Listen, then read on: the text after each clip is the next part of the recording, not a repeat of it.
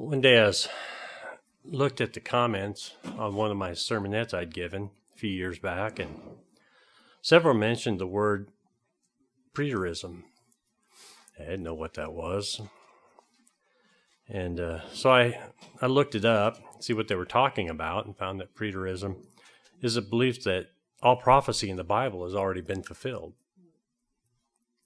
So the school of thought interprets the book of Daniel as referring to events that happened from the 7th century BC until the 1st century AD, while seeing the prophecies of the book of Revelation as events that happened in the 1st century AD.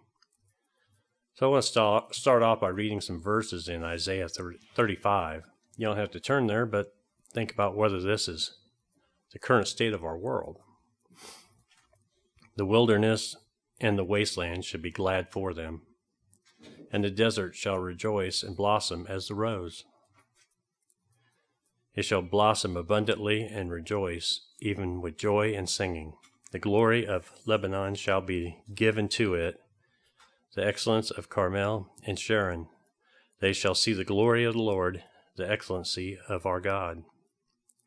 Then the eyes of the blind shall be opened, and the ears of the deaf shall be unstopped. Then the lame shall leap like a deer, and the tongue of the dumb sing, for water shall burst forth in the wilderness, and streams in the desert.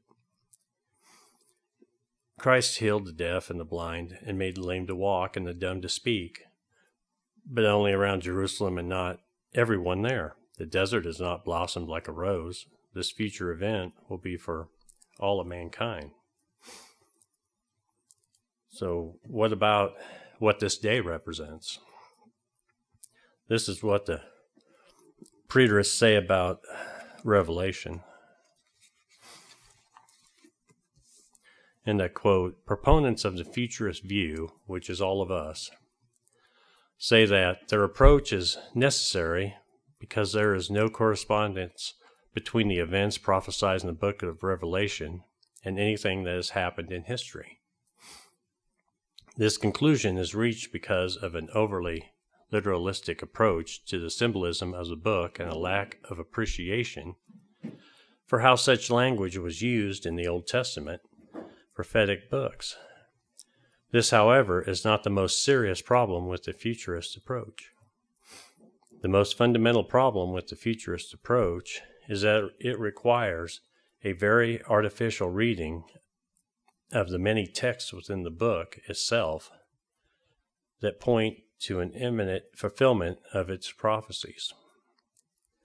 The book opens and closes with declarations indicating that the things revealed in the book must soon take place, which is Revelation 1:1 and 22:6. It opens and closes with declarations indicating that the time is near, Revelation 3 and 22:10.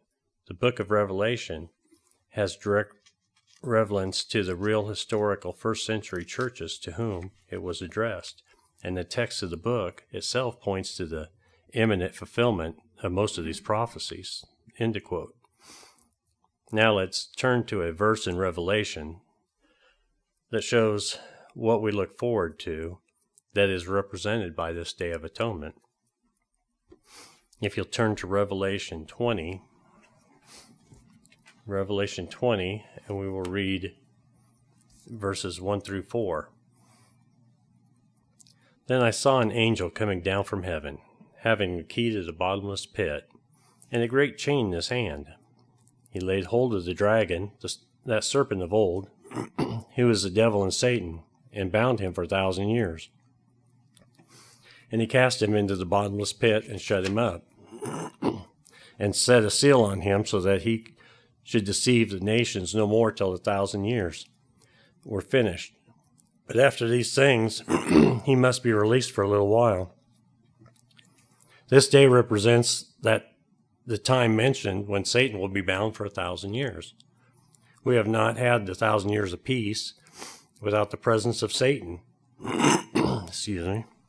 We have barely had any years at all when there has not been a war going on. John Walford, for example, a Christian theologian, from 1952 to 1986, writes, "The preterist view in general tends to destroy any future significance of the book of Revelation, which then becomes a literary curiosity with little prophetic meaning.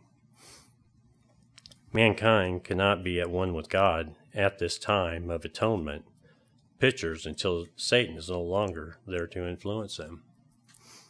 Another prophecy we need to take a look at would be about the two witnesses.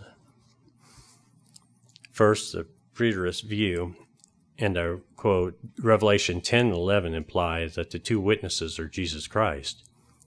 Though the book of Revelation never explicitly identifies the two witnesses as Jesus Christ, it does provide many subtle clues throughout these two witnesses as Jesus Christ. It does provide I'm rereading it. Throughout these two chapters that all point to this idea. When the collective whole of the evidence is weighed and considered, the idea that Jesus Christ is the two witnesses seems to be very compelling. In the introductory verses of Revelation 10, John sees a vision of an angel crowned with divine attributes. This angel is Christ, the angel of the Lord. In Revelation 10:5, Christ, the angel of the Lord, raises his right hand to heaven. Preterist author David Chilton points out that this is the proper stance for a witness in the court of law. Almost every one of the 14 places where the name Jesus is used in the book of Revelation is in connection with the office of witnessing or revealing. Christ's identity as the two witnesses is also implied in Revelation 10:1.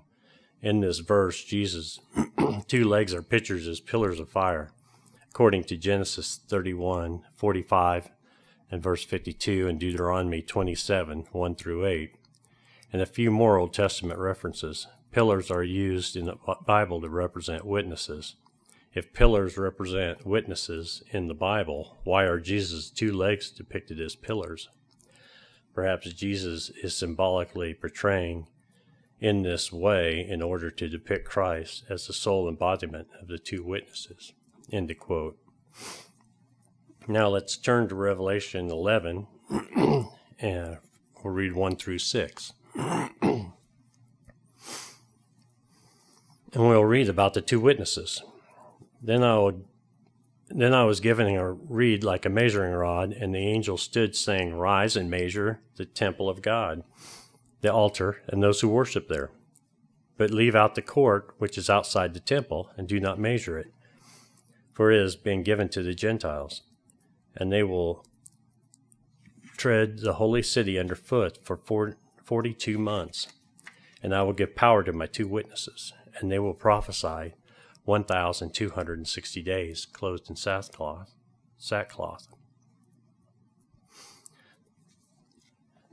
These are the two olive trees and the two lampstands standing before the God of the earth." Zechariah 4:11-14 mentions the two olive trees and lampstands, if you want to take a note and read that later.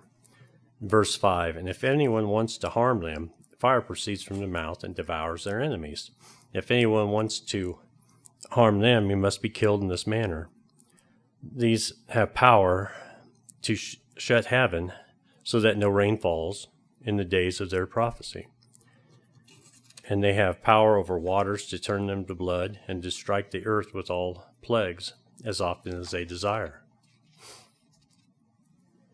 When did we read that Jesus ever used his power in this manner during his ministry on earth?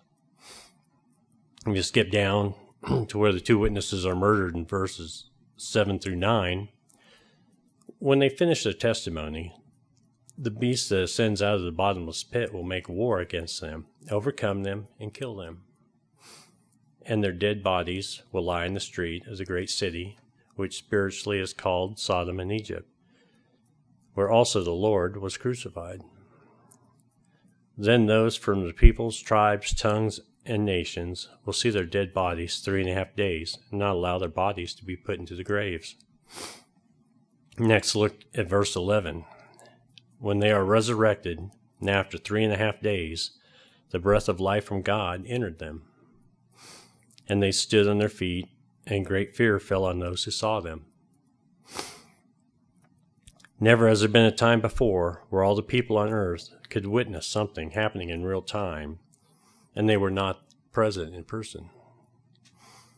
Also, Jesus was in the grave 3 days and 3 nights, not 3.5 days. Are they trying to say he came and died twice?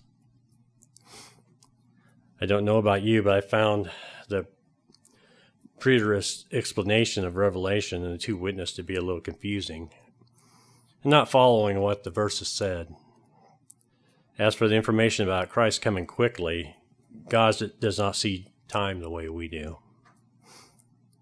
And each generation has needed the feel of urgency of the prophecies in the book and the vastness of time. 2,000 years is not very long. And it was much closer than when Daniel spoke of these same things. Each time the church has started to flourish, the persecution has always soon followed. The preterist view believes Daniel and the Old Testament prophets all had their prophecies come to pass, and this is not enough time to go through all of them to show that this is not possible.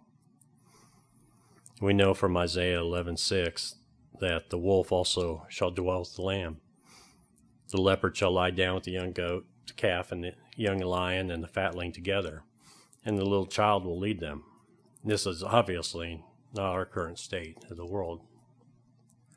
We know Zechariah 14:16, and it shall come to pass that everyone who is left of all the nations which come against Jerusalem shall go up from year to year to worship the King, the Lord of hosts, and keep the Feast of Tabernacles. And this has not yet happened. I mean, I'm in a store of 400 to 500 people, and I'm the only one that's doing this, so we're not there yet.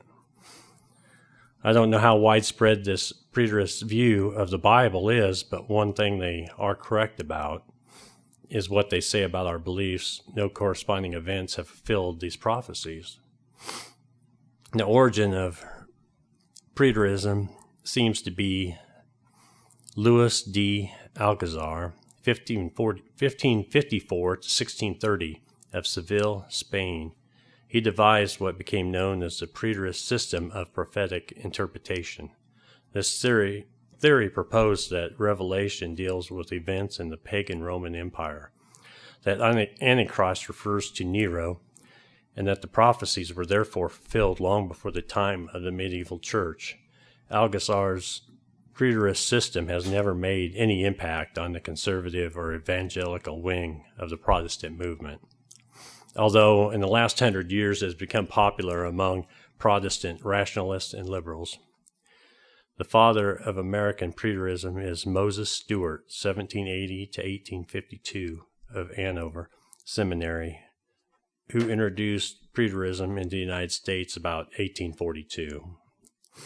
So let's turn to one final verse. Turn to Revelation 11:15. Revelation 11:15. Then the seventh angel sounded, and there was loud voices in heaven saying, the kingdoms of the world have become the kingdoms of the Lord of our Christ, and he shall reign forever and ever. How can anyone think that Jesus and God are in charge of this disaster we are living in? We can be glad the preterist view is not the current one, and we still look forward to the good news of the world yet to come, with Satan's influence removed and peace in this world at last.